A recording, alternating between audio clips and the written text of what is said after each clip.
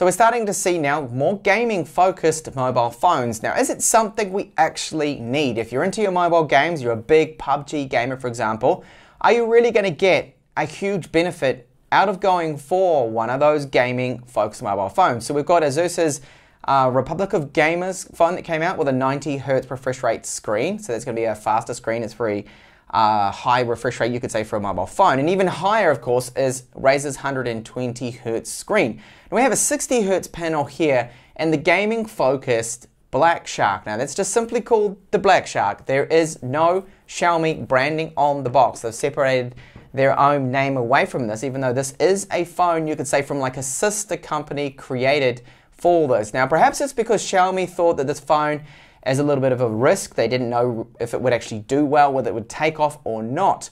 But judging from my unboxing video, it has actually generated quite a lot of interest. Now to answer that question at the start, a little bit of a spoiler.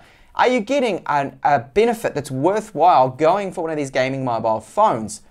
I don't believe you are. No. I feel it's more just of a gimmick. It's marketing. It's just another area that they can get more sales. So this mobile phone here obviously has flagship performance. It has a flagship chipset in here, the Snapdragon 845, 4000 milliamp hour battery, so that's a nice large capacity. That's good for 5 hours of continual gaming in my tests, or up to 10 hours of my typical mixed heavy use tests that I do on all the phones that I review. So good battery life. You've got 6 gigabytes of RAM, up to 8 gigabytes, so plenty there for all of the latest Android games and for heavy multitasking.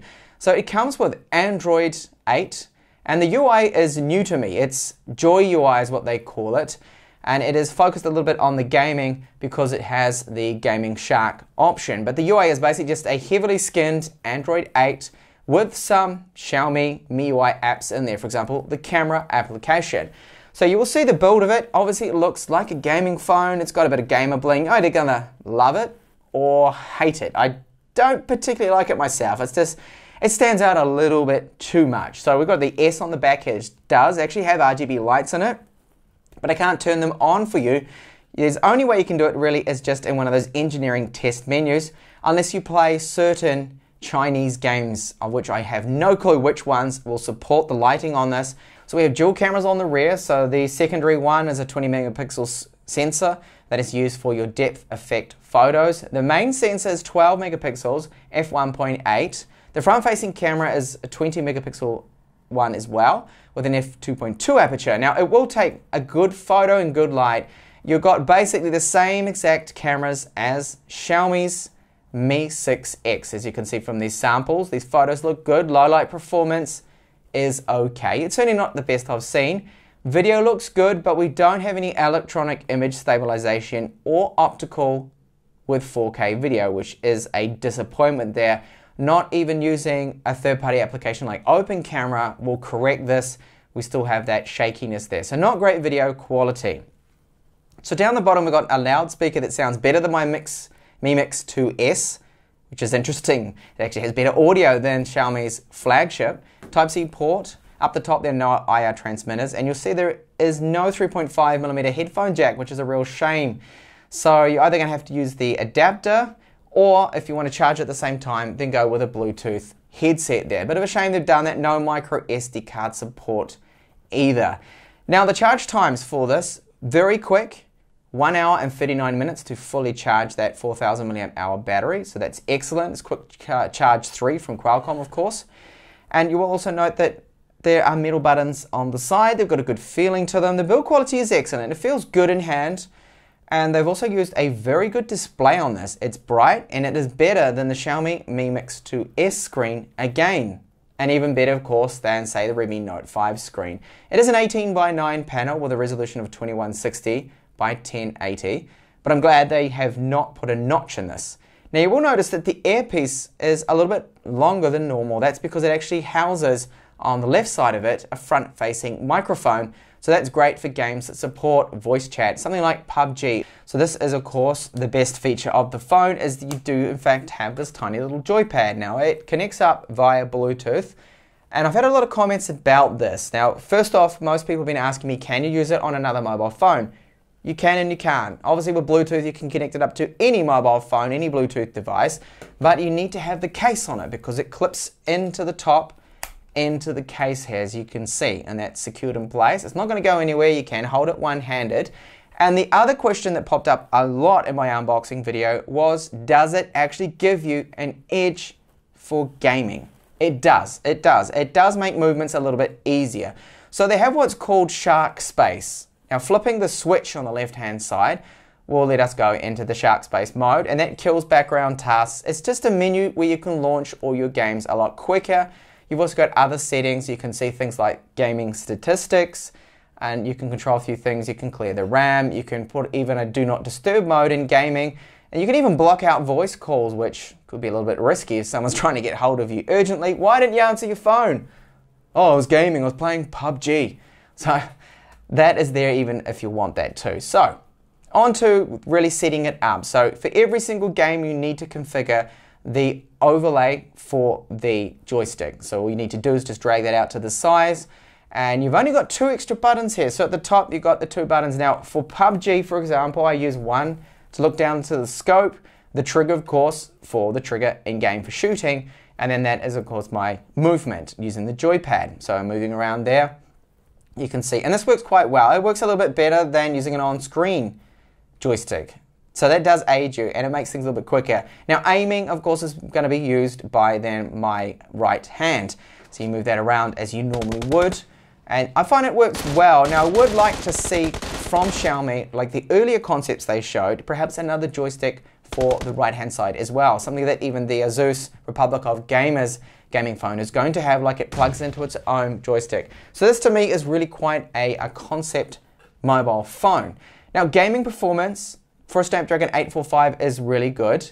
Now they have advertised and marketed quite heavily that it has water cooling. Now what they mean by that really is liquid cooling. I think the translation's gone a little bit wrong. So it'll have one of those thermal transfer liquids within the heatsink and the cooling transfer pipe that's on the chipset. So that means, yes, okay, it does actually get quite warm when you're charging, but nothing to warrant me breaking out my thermal probe. It just gets up to around about 37, 38 degrees. Only when charging. When you're gaming, it stays relatively cool, a little warm sometimes when you play a very demanding game. A game like PUBG there.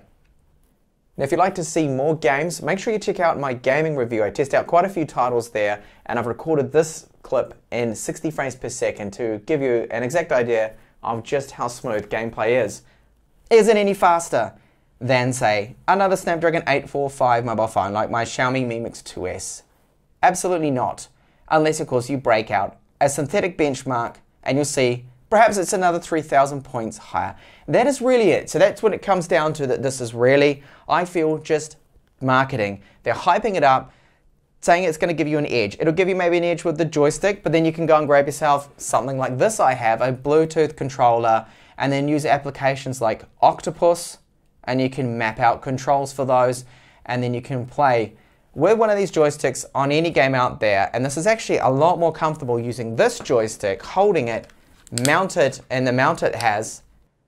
Now one of the features that came in with a recent over-the-air update was the screen record settings, because when it was first there, when I first looked at this mobile phone about 4 weeks ago, it recorded video, but there was no sound whatsoever, and it was quite disappointing, the quality. But now we have a lot of settings here, so you can set the frame rate, the video quality, the bit rate, the resolution, which I would not change, your orientation, and of course the sound source. So you can record system sounds, mute it, or now record even the mic as well, which is good because when it first was released, there was no sound whatsoever.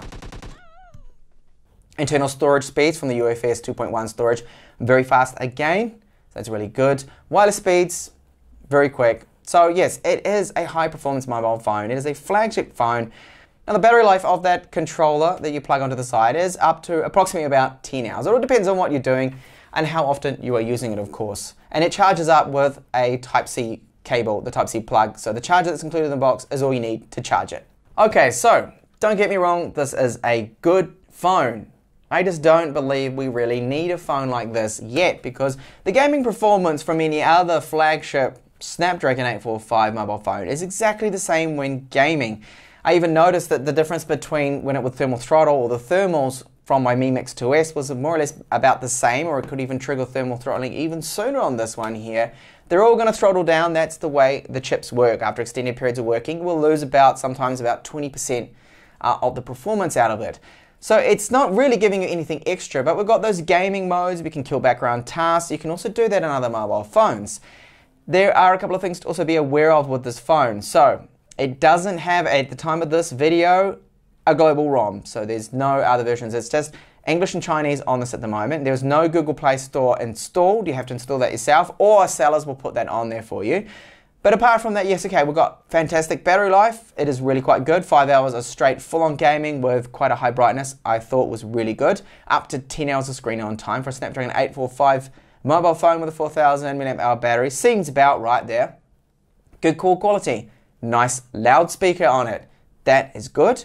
The other thing to note that the cameras can take a very good photo. Okay, there's no electronic image stabilization on 4K or optical, which is a little bit disappointing, but it's not really, I feel, super camera focused mobile phone. It's got a decent camera, but not flagship spec. It's very similar to the Mi 6X in terms of photo performance. Everything is really the same. It's the same exact hardware that they have used Xiaomi with this phone here. So I am looking forward to seeing the version 2 of this. This, I feel, is a concept phone, so maybe the second version will have a dock set up similar to, say, the Republic of Gamers phone. So you can get one of these joypads, dock the phone into it, increase your battery life, and have a nice, comfortable grip like this, and dual joypads you can use. I feel will be a lot better than the single one, and also giving us a lot more buttons than just 2 we have here. The concept's there, the idea is really great. I do like this phone, and I hope to see you back on the channel with my up-and-coming Xiaomi phone reviews. I'm also expecting the OnePlus 6 and the Mi 8 next week, so I hope to catch you then. Thank you so much for watching. Bye for now.